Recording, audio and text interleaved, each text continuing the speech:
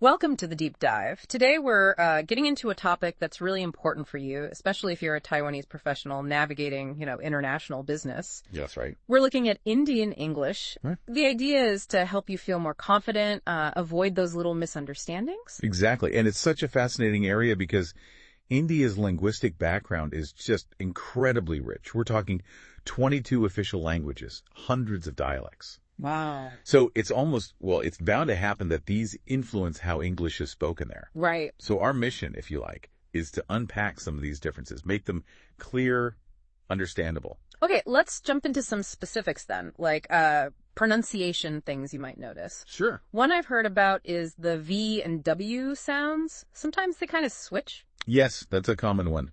You might hear something like victory instead of victory. Victory. Yeah. And in many Indian languages, the distinction between V and W just isn't as sharp as in, say, standard British or American English. Oh, okay, so it's a linguistic carryover. Precisely.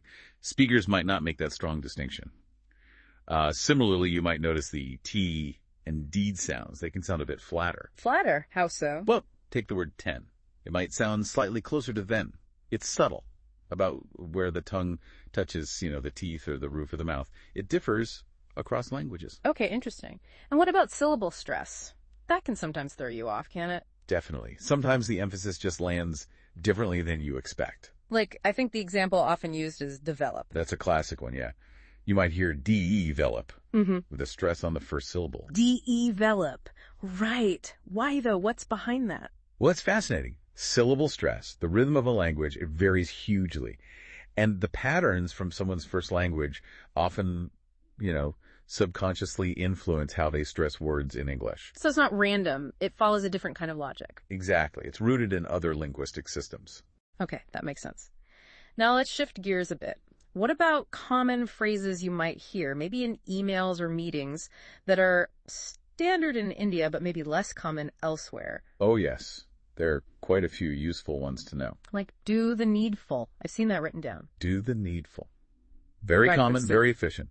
It basically means, please take the necessary action, or do what needs to be done. Right. It implies the other person knows what's required. Sort of, yeah. There's a level of assumed competence or context. It's quite standard. Another one is revert back. Revert back, meaning? Just reply or respond. Simple as that. Grammatically, maybe the back seems redundant to some, but it's completely normal usage in Indian English. Okay. And kindly intimate me. That sounds a bit personal. It does, doesn't it? But in this context, kindly intimate me is actually quite a polite, maybe slightly formal way of saying, please inform me. Like an older meaning of intimate. Exactly, meaning to make known. Then there's passed out from college. Passed out, like fainted. No, not in this case. It simply means graduated from college. Very straightforward, widely understood. Okay, graduated. Got it. What about this one? Prepone the meeting. Prepone, yes. If you postpone a meeting, you move it later. So prepone means move it earlier. Exactly. It's the logical opposite. It makes sense, though it's not, standard everywhere else. Right. And one more. Can we discuss the same? What's the same referring to? It just refers back to whatever topic was just mentioned or is currently under discussion. So can we discuss the same? Can we talk about that specific thing? Okay. Just a pronoun substitute, basically. Pretty much. Yeah. Knowing these phrases really helps avoid that moment of, wait, what do they mean? Definitely. So, okay, recognizing these features is helpful. But how can you, the listener, actually get better at understanding spoken Indian English? Any practical tips? Yeah, absolutely. Exposure is really the key. One great way is just watching Indian YouTubers or maybe films. Films. Any recommendations? Well, something accessible, perhaps, like Three Idiots or The Lunchbox. They're popular and give you a good feel for natural conversation. And don't be afraid to use subtitles at first. Good idea. Helps connect the sounds to the words. Exactly. It trains your ear to the rhythm, the intonation, the specific sounds over time. Are there any, specific tools or websites? Oh, yeah. Youglish is fantastic for this. Youglish. Youglish.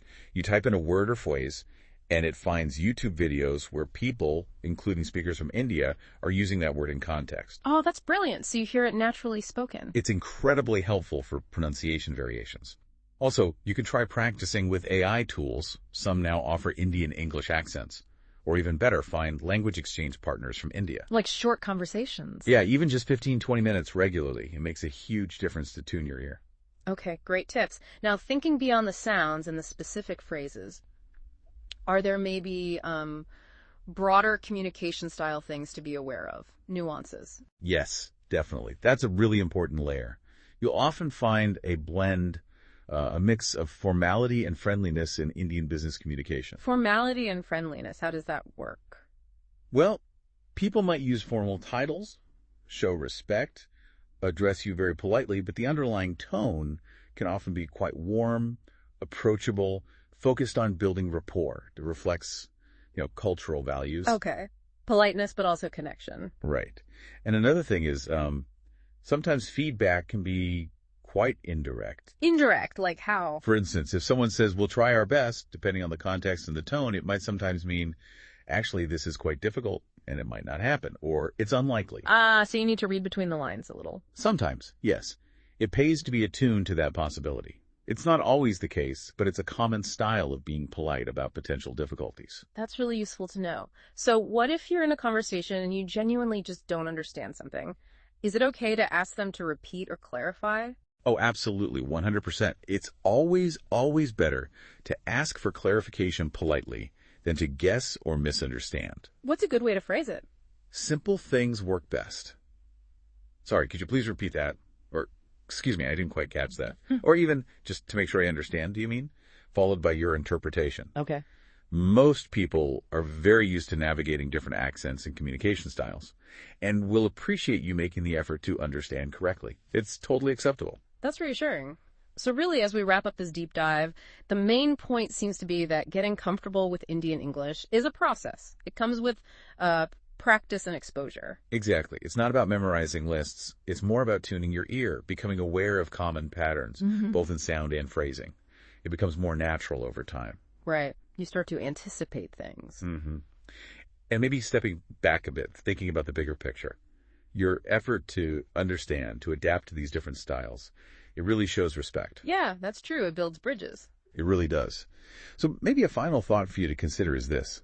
How can actively working on understanding these linguistic and even cultural nuances in Indian English do more than just smooth out conversations? How can it actually help you build stronger, more effective, maybe even more rewarding professional relationships in the long run? That's a great point. It's about connection, not just comprehension. Precisely. It's a powerful skill in our very interconnected world.